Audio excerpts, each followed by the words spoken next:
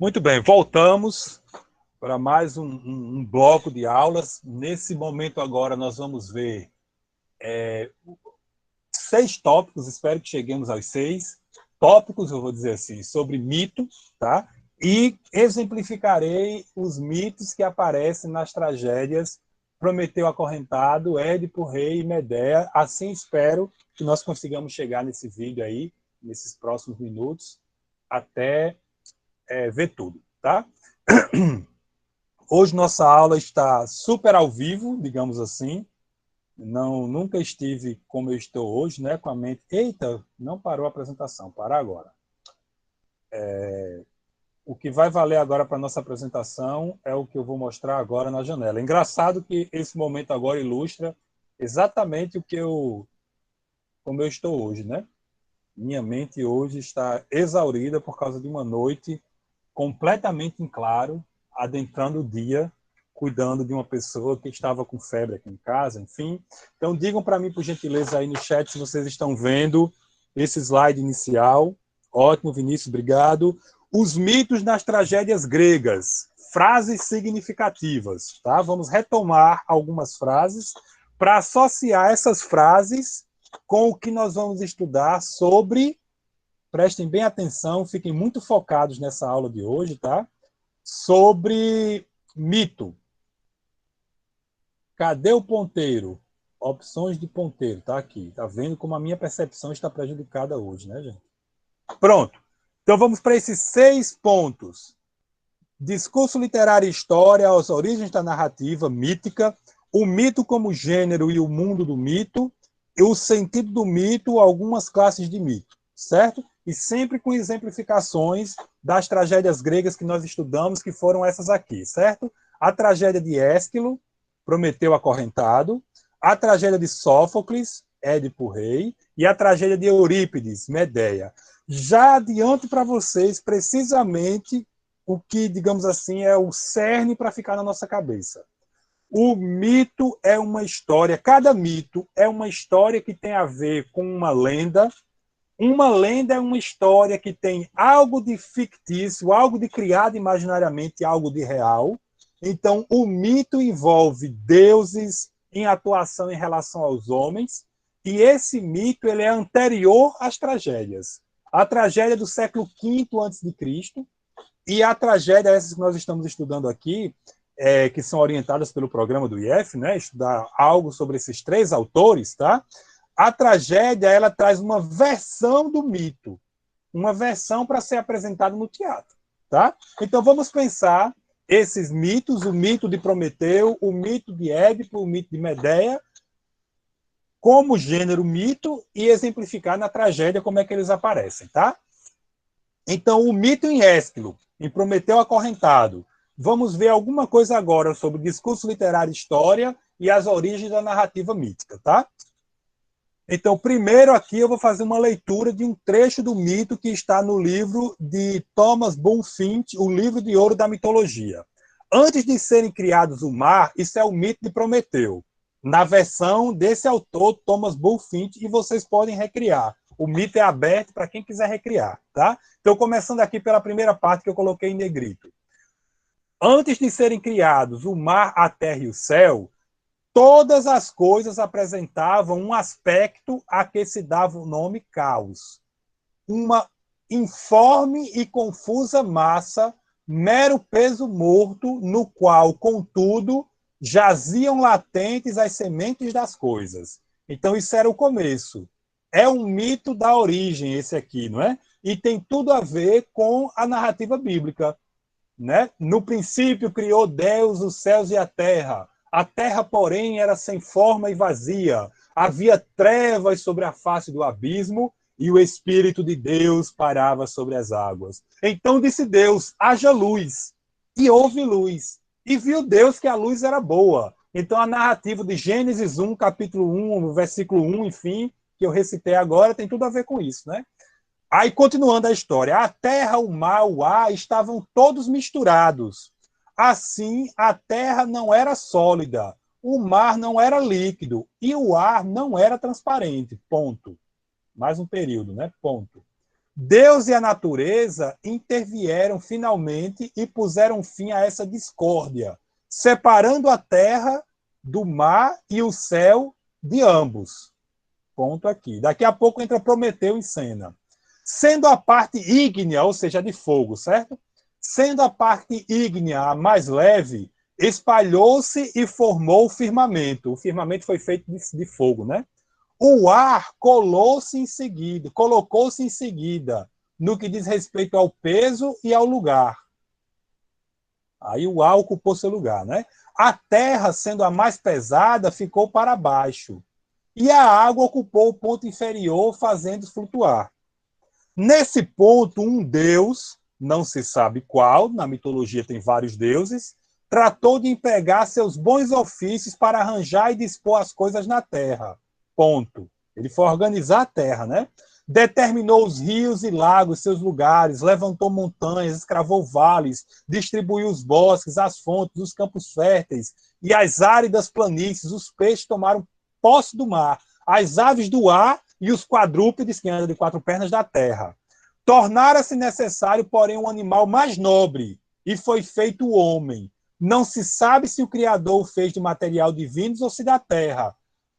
Há tão pouco separado do céu. Ainda havia algumas sementes celestiais ocultas. Ponto. Começa a entrar Prometeu. Prometeu tomou um pouco dessa terra. Então veja que esse mito ele é anterior à tragédia Prometeu acorrentado.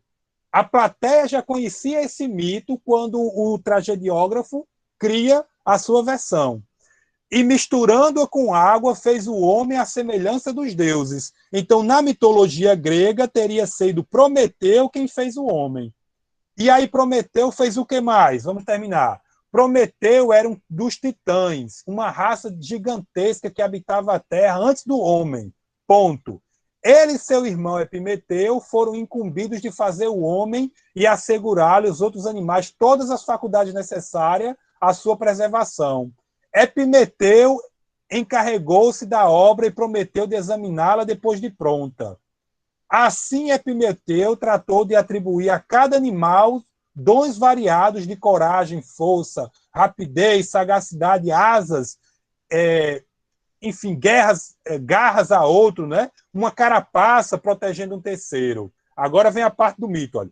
Quando, porém, chegou a vez do homem, que tinha de ser superior a todos os animais, Epimeteu gastara seus recursos com tanta prodigalidade que nada mais restava. Ponto. Ou seja, ele deu tudo aos outros animais. E ao homem, o que vai ser dado?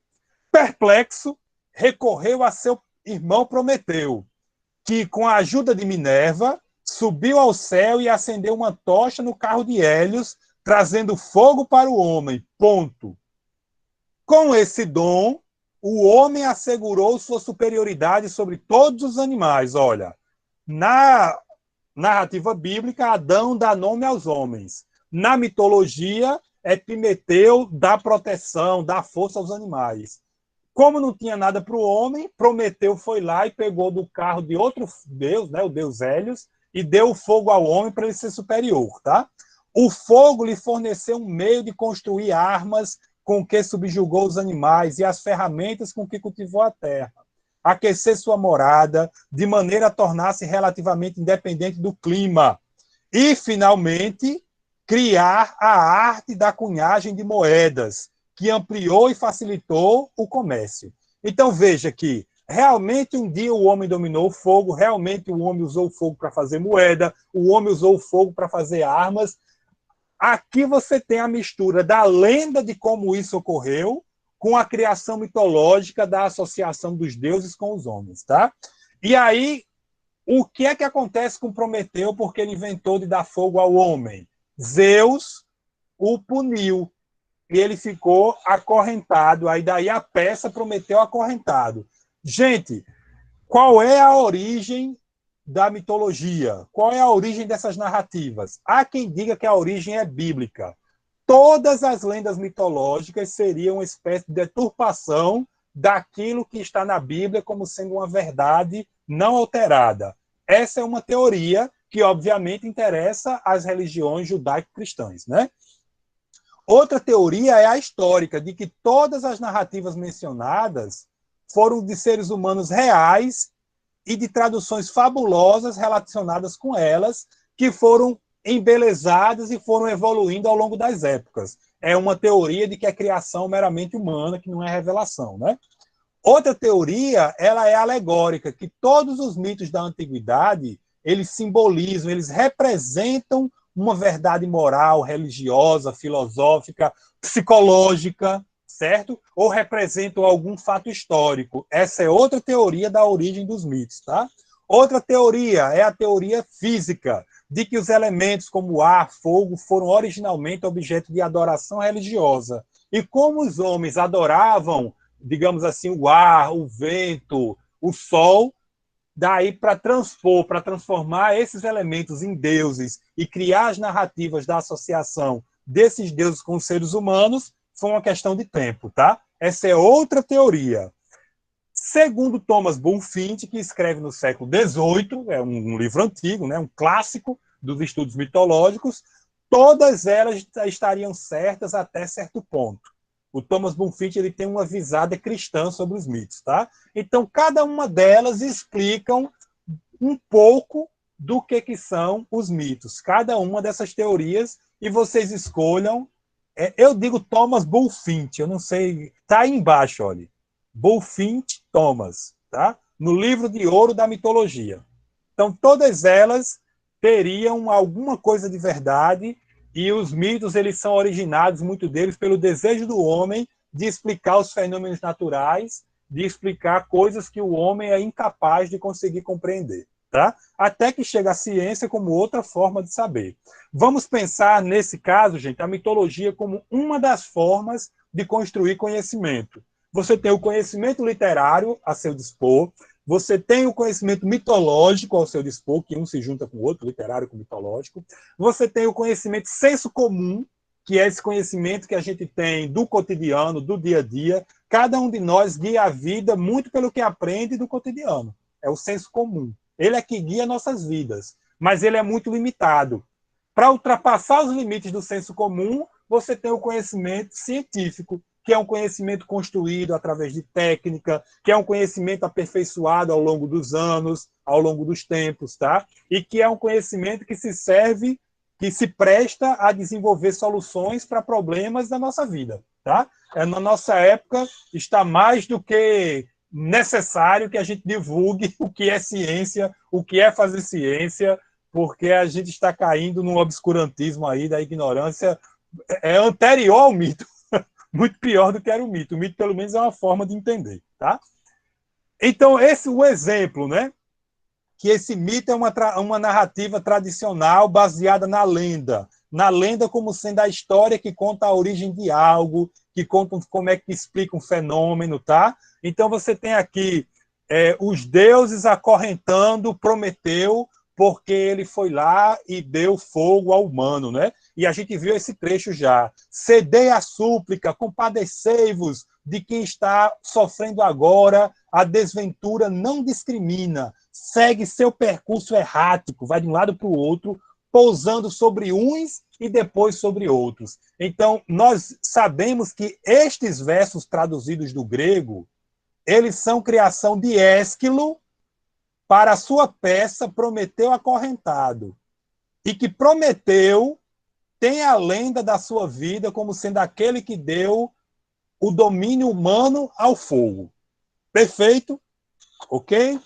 Outro exemplo, né? O mito recupera tempos anteriores ao homem e à civilização.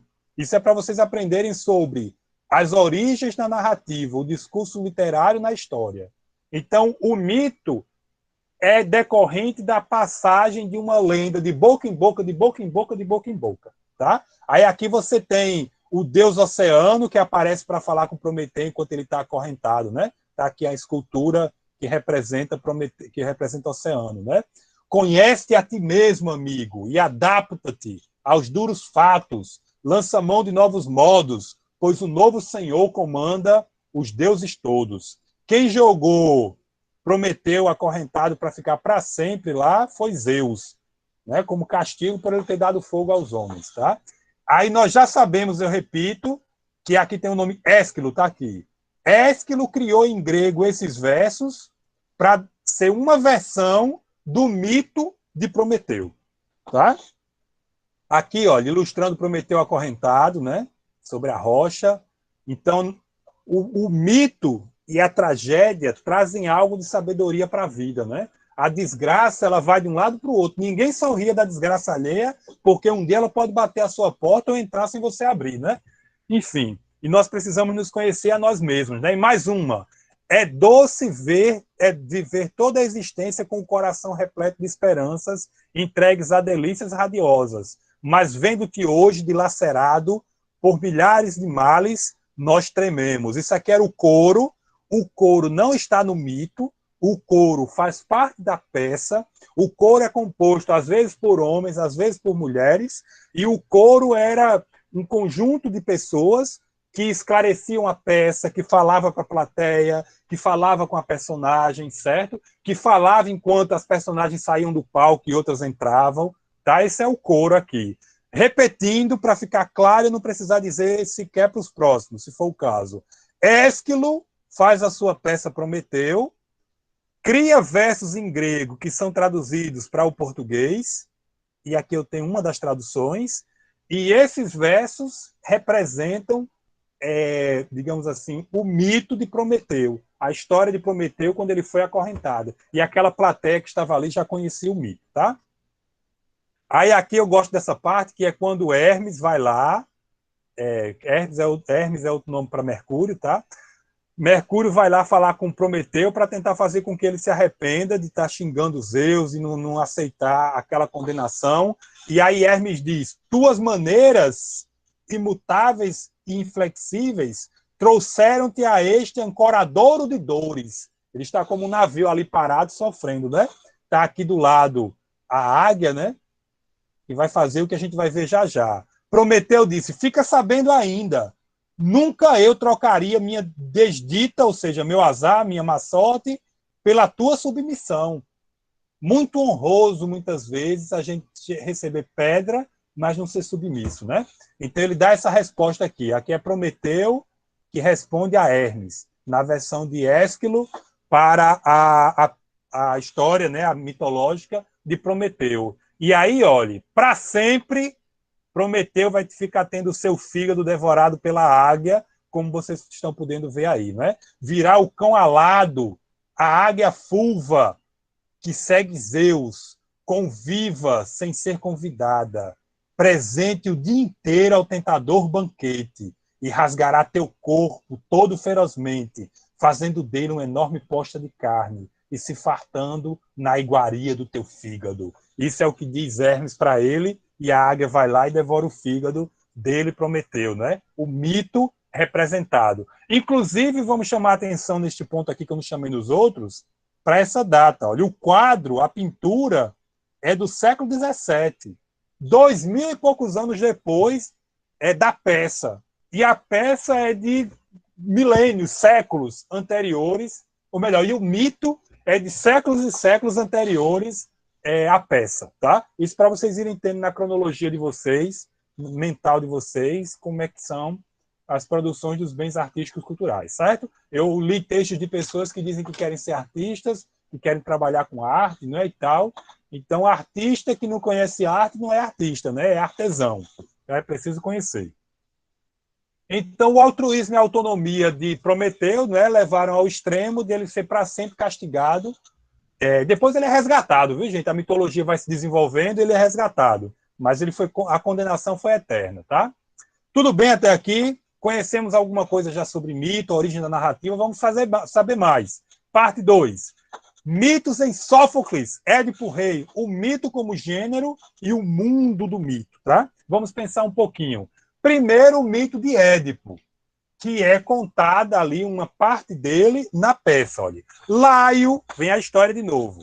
Laio, rei de Tebas, foi advertido por um oráculo de que haveria perigo para a sua vida e seu trono se crescesse seu filho recém-nascido. Ele, o rei Laio, então, entregou a criança a um pastor com a ordem de que fosse morta. Ponto. Começa aqui, olha, e termina aqui o período, bem curtinho. Ele, então, entregou a criança para um pastor com ordem de que fosse morta. Nossa pergunta é, por que não matou, né? Porém, o pastor, levado pela piedade e, ao mesmo tempo, não se atrevendo a desobedecer inteiramente à ordem recebida do rei, não é? Amarrou a criança pelos pés e deixou pendurada em um ramo de árvore. O menino foi encontrado por um camponês que o levou aos seus patrões. O casal adotou a criança, que recebeu o nome de Édipo. Édipo quer dizer o quê? Pés distendidos. Veja aqui os períodozinhos curtos, sujeito, predicado, tudo curtinho. Muitos anos depois, quando Laio se dirigia para Delfos, estava numa viagem, acompanhando apenas de um servo, encontrou-se numa estrada muito estreita com um jovem que também dirigia um carro. Ponto. Como este se recusasse a obedecer à ordem de se afastar do caminho, o servo matou um de seus cavalos, e o estranho, furioso, matou Laio e seu servo. O estranho aí matou o servo e matou o rei, né? O jovem era Édipo, que desse modo se tornou o assassino involuntário do próprio pai. Pouco tempo depois desse fato, a cidade de Tebas viu-se afligida por um monstro que assolava as estradas e era chamada de esfinge. Ponto. Tinha a parte inferior do corpo de leão e a parte superior de uma mulher, e, agachada no alto de um rochedo, detinha todos os viajantes que passavam pelo caminho, propondo-lhes um enigma, com a condição de que passariam sãos e salvos aqueles que decifrassem, mas seriam mortos os que não conseguissem encontrar a solução. Ninguém conseguia decifrar o enigma e todos haviam sido mortos. Ponto. Lá vinha Édipo, que tinha acabado de matar o rei Laio e o servo, né? Édipo, sem se deixar intimidar pelas assustadoras narrativas, aceitou ousadamente o desafio. E aí, olha, vem a pergunta. Qual é o animal que de manhã anda de 4 pés, à tarde com 2 e à noite com 3? A esfinge perguntou, não é? Decifra-me ou te devoro, né? E Édipo disse, é o homem que engatinha na infância, anda ereto, né, com 2 pés, na juventude e com a ajuda de um bastão como uma bengala quando é velho. A esfinge ficou tão envergonhada e desesperada que pulou de um despenhadeiro e se matou. E aí Édipo vai lá e se torna rei daquela cidade, casa com a rainha, que agora era viúva, e aí ele acaba casando com a própria mãe. Um dia ele descobre essa verdade e sua vida cai em desgraça. Esse é o mito de Édipo, tá? Pois é, a resposta matou, né? Então, gente, olha, o mito, ele representa a possibilidade, o mito como gênero, né, literário, completamente colado à cultura, à vida da gente. O mito fazia parte da vida daquele povo grego, tanto quanto a conversa diária faz parte da nossa vida. A gente não para pensar, a conversa diária é um gênero textual usado em situação informal para se tratar de qualquer tema. A gente não para pensar nisso. Isso é coisa de quem estuda linguagem, quem faz pesquisa ou quem ensina, tá? Então, o que eu quero dizer, tanto quanto a conversa faz parte da nossa vida, o mito fazia parte da linguagem do povo grego. Ele representa a possibilidade de se recorrer ao passado para se explicar o presente. E aos deuses, recorrer aos deuses para explicar a condição humana. Ele faz com que não haja uma fronteira nítida entre mito e cultura. Então, gente, a grande questão de Édipo é que ele não sabe quem ele é. Ele não sabe a origem dele. Ele não sabe o que ele fez. Ele não sabe que a desgraça que a cidade está vivendo é porque acabou se cumprindo a profecia de que, enfim, ele faz parte. E quanto antes, o mito de Édipo nos chama a atenção para isso. Quanto antes nós descobrirmos e redescobrirmos a cada dia quem somos nós, mais vamos ter prazer em vida, mais vamos poder, de alguma forma, ter um pouco de autonomia diante da nossa família, diante dos nossos amigos, diante do nosso passado. Essa é a grande questão de Édipo. É a identidade. Quem sou eu? Os mitos, olha, o mito como gênero literário, ele responde aos porquês das coisas, com as histórias sobre os deuses. Por que o ser humano é como é? Essa é a pergunta que os mitos buscam responder, né? E também os fenômenos naturais. Daí a história do fogo, né? Lá em Prometeu. Nesse espaço inaugural, ou seja, o mito ele não tem tempo, não tem um antes e um depois bem precisos, entendeu? É o tempo de Deus. O tempo de Deus, diz a Bíblia, né? Um dia é como 1000 anos é como 1000 dias, enfim. É que se projetam as explicações essenciais da condição humana. Édipo não sabe qual é a natureza das suas relações parentais. Aí eu digo para nós aqui agora, o quanto antes eu e você seja auxiliado pela leitura de uma tragédia como essa, seja através de uma aula, seja através de uma terapia, ou seja através do amadurecimento com o passar dos anos, nós olharmos para o nosso pai, olharmos para a nossa mãe, para os nossos avós, para os adultos significativos, né? Os adultos que representam alguma coisa para nós, como seres humanos, com um olhar de amor, de compaixão e de compreensão, mais do que tudo de compreensão, para nós, digamos assim, ou rejeitarmos ou aceitarmos, abraçarmos e valorizarmos uma herança humana que eles passam para nós, melhor para a nossa vida. O quanto antes fizermos isso, porque Édipo demorou muito, Édipo não sabia quem era ele, não sabia qual era a natureza da relação parental. Imagine, olha, a tragédia ela representa o extremo. Ela é exemplar, como o mito é exemplar. Não é preciso que a gente case com a mãe sem saber, isso é coisa de mito, tá? Para a gente poder entender que a gente pode estar se relacionando com um adulto de uma maneira que a gente não entende. Que má influência ou que boa influência nós estamos recebendo e reproduzindo? Essa é a pergunta. Essa é a questão. Tá? Mais fácil de perdoar os defeitos. Exatamente, Fábio. Exatamente. De aceitar o que eles estão passando de bom, não ficar com leseira de rejeitar o que tem de bom, de ser ingrato, e não ficar com a bobeira de aceitar o que não é o melhor. Também faz parte. Quando eu coloco aqui relação parental no slide, eu não estou querendo dizer que é só pai e mãe, viu? Pode ser um tio, um vizinho. Na minha vida, talvez eu tenha um tio que é muito mais importante do que meu próprio pai. Eu morei muito tempo com esse tio. Então eu tenho a sabedoria e a maturidade para dar essa aula para vocês. Então, o gênero mítico, ele explica o passado, explica a condição humana. Tá? Então, Édipo, aqui nesse trecho que vocês estão vendo, o trecho elaborado por Sófocles para a peça de Édipo. Édipo, ele é todo arrogante, o dom profético te credenciaria, mas não o possuis, como todos viram, nem por inspiração das aves nem dos deuses, pois eu cheguei sem nada conhecer, eu, Édipo, e impus silêncio à esfinge, veio a solução de minha mente, e não das aves agorentas. Ele está dizendo que o oráculo lá, o sábio, não tem nada a revelar sobre ele, porque ele não quer aceitar o que o sábio está dizendo. Ora, Édipo arrogante, Édipo não sabia nem quem ele era. Está aqui a serpente. Está aqui a esfinge, olha. Corpo de leão, rosto de mulher e aves. É um ser mitológico, né? Aí Édipo está aqui, ele responde a esfinge e consegue escapar. E nesse trecho, ele está todo arrogante, pensando que ele sabe quem é ele. Ele não sabe nem de quem ele é filho. Olha aí, Édipo. Então, quando todo mundo fica sabendo da história, a mãe de Édipo não aguenta, né? E se mata. E o criado traz a notícia que é encenada no palco. Podemos ver, pendente de uma corda, a esposa, o laço retorcido, ainda a estrangulavam.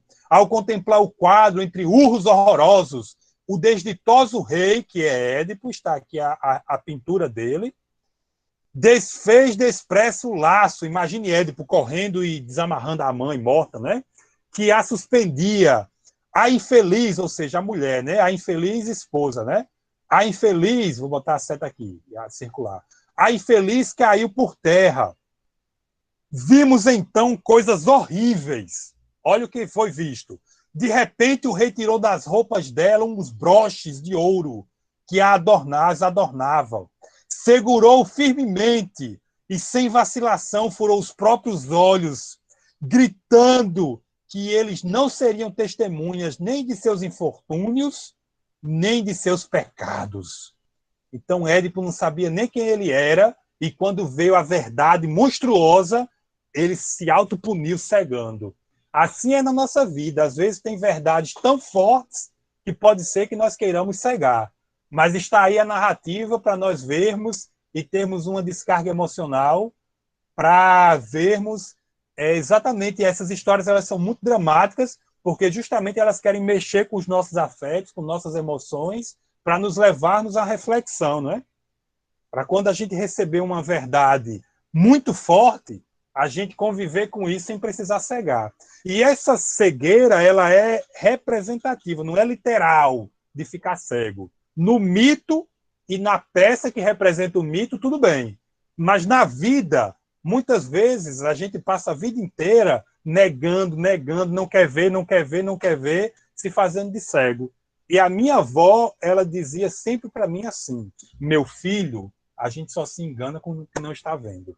Tá? Então, Édipo acaba cegando, recomenda, né, as filhas. Aqui a gente pode supor que é o criado aqui, né, que está dando a notícia, ou então aqui é o cunhado dele que está aos pés. Eu não sei exatamente quem é. Provavelmente é o cunhado dele que é irmão, né?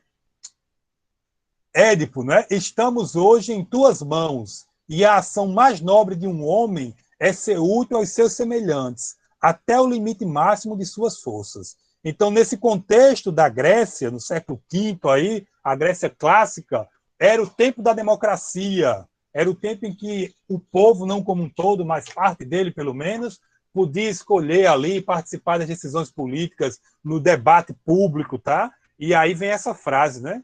O homem tem de ser útil. Olhem para a história que nós estamos vivendo agora e procurem quem está sendo útil e quem está sendo inútil. Na sua casa, na sua vida, para você.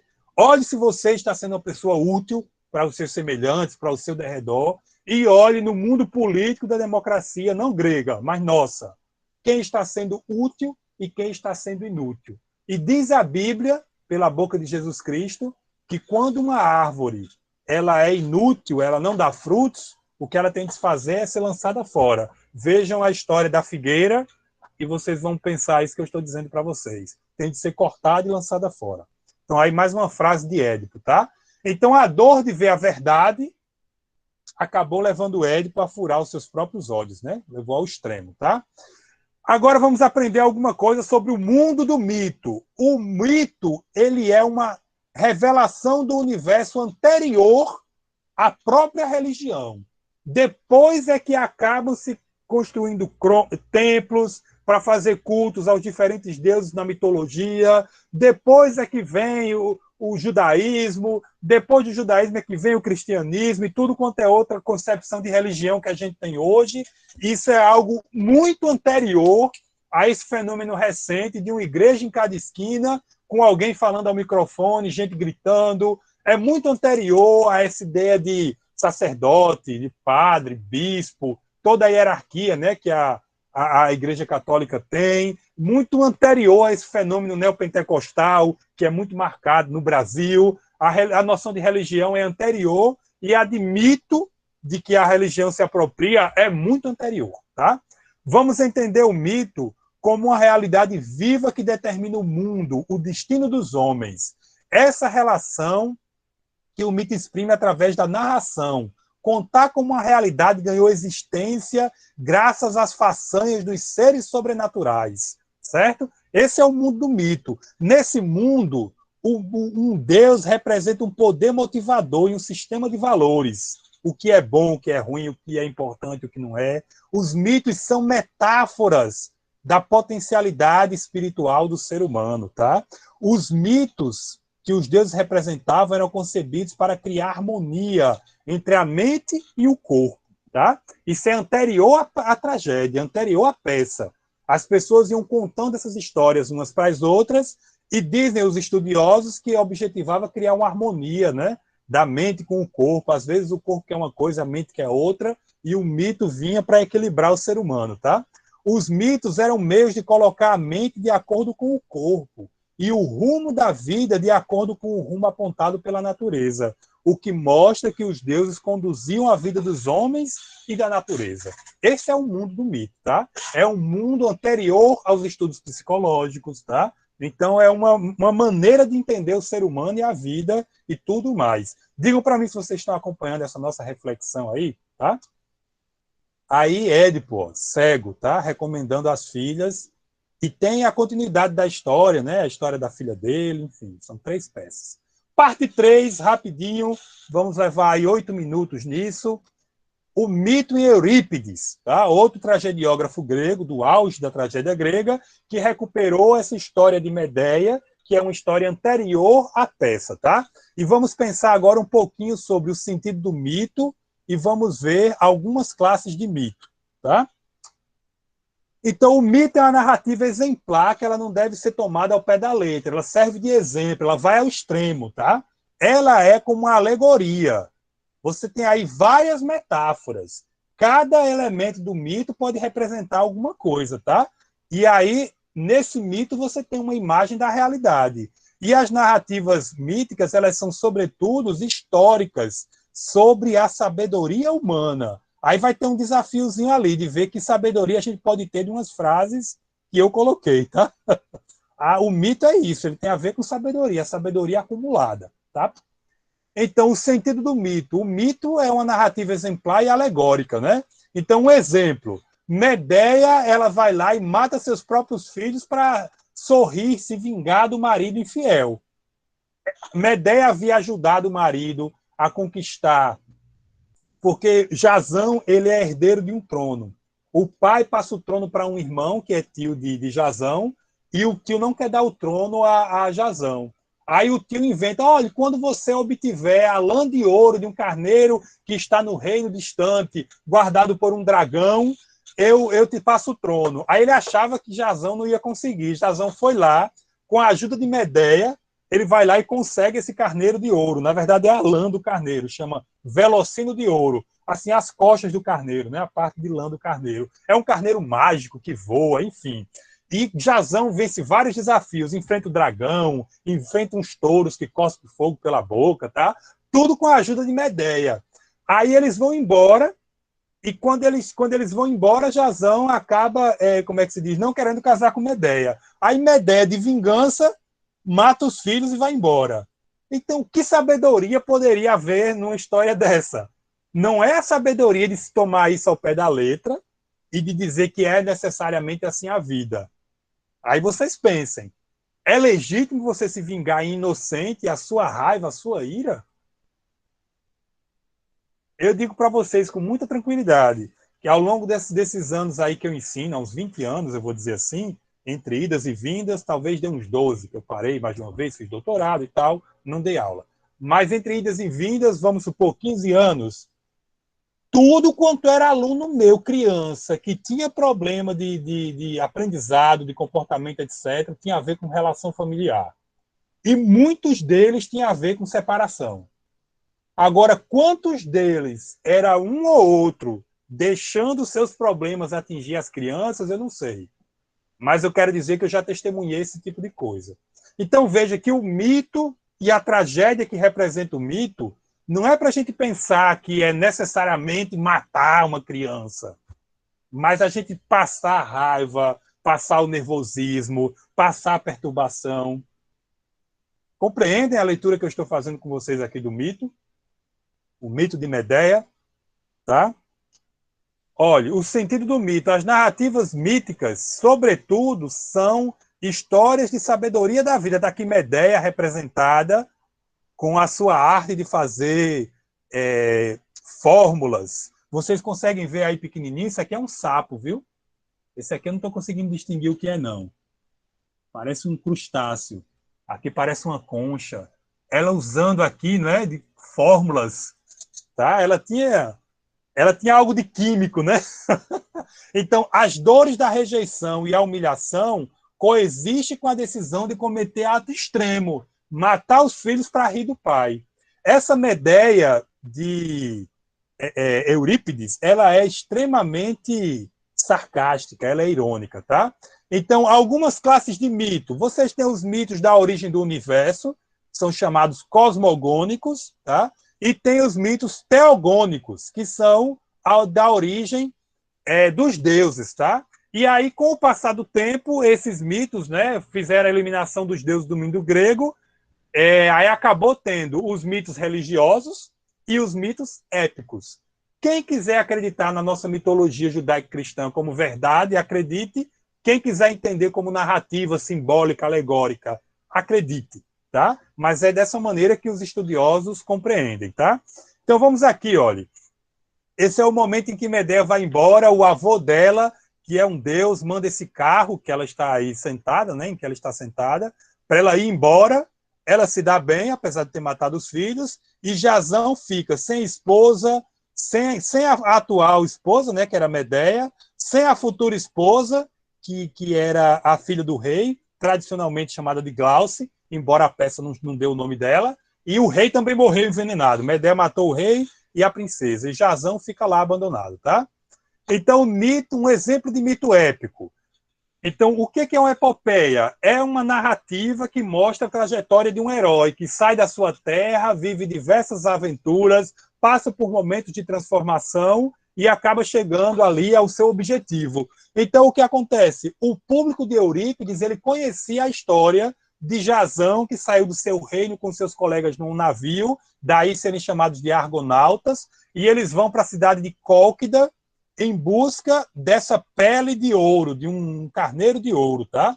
Lá chegando, ele encontra Medea, que era filha do rei, não é? E neta do deus Hélios, e essa Medea, ela vai lá e se apaixonou por Jasão, e por paixão ela fez loucuras. Isso é pra gente pensar também se vale a pena, viu?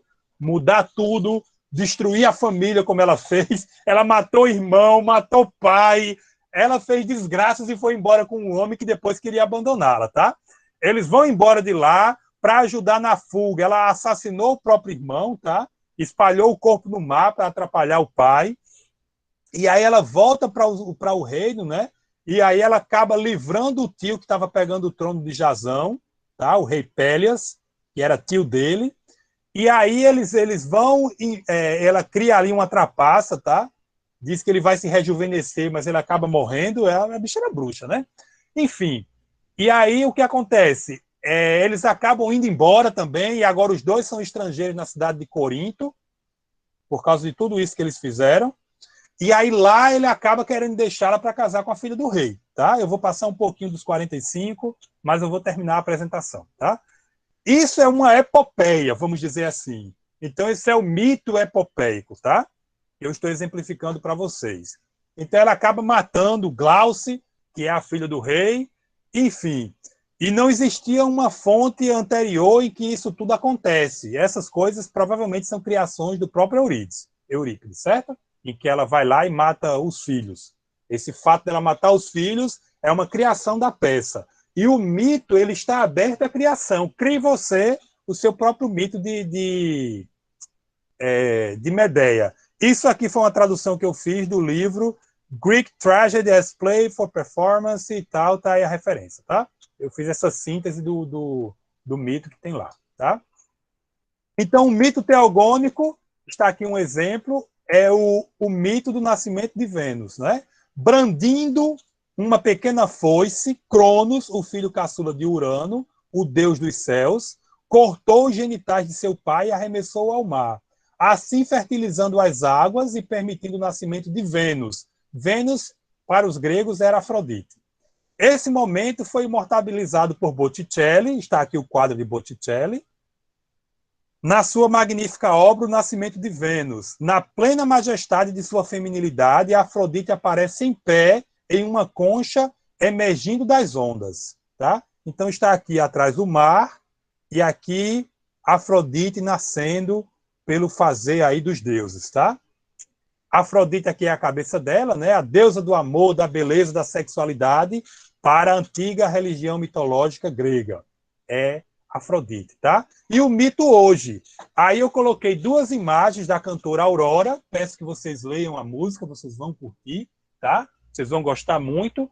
Ela recupera esse mito do nascimento de Vênus, essa deusa da fertilidade, do amor, né? A própria Aurora nasce numa concha e ela faz uma performance assim bem envolvente, bem sedutora, cantando uma letra. Está aqui, olha, ela toda perolada, toda cheia de pérolas, a roupa dela é da cor de pérola, certo? Todo o cenário remete a pérola, pérola branca e pérola na cor perolado, né? Um amarelado, enfim. Eu coloquei essas duas imagens aí para vocês verem o clipe, e ela faz essa composição que eu peço que vocês leiam, né, a letra com a tradução, em que ela diz que há quem diga, né, que existe uma guerra entre homem e mulher, né? E aí a letra diz que quem canta diz, né, que nunca se sentiu da mesma forma como se sente antes, né? Pois o coração sabe que não poderia se sentir, né? E quando esse ser amado a toma, né, a pega, tudo começa a fazer sentido. Essa pessoa que ama passa a sentir que pertence a algo maior, não é? Como todo mundo que precisa de uma casa, quando tomado pelo amor, essa pessoa também se sente assim, né? Como like the world never had a man, como se o mundo nunca tivesse um homem como aquele que ela está dizendo que ama, né? E, enfim, eu sei que é difícil fechar a ferida, né?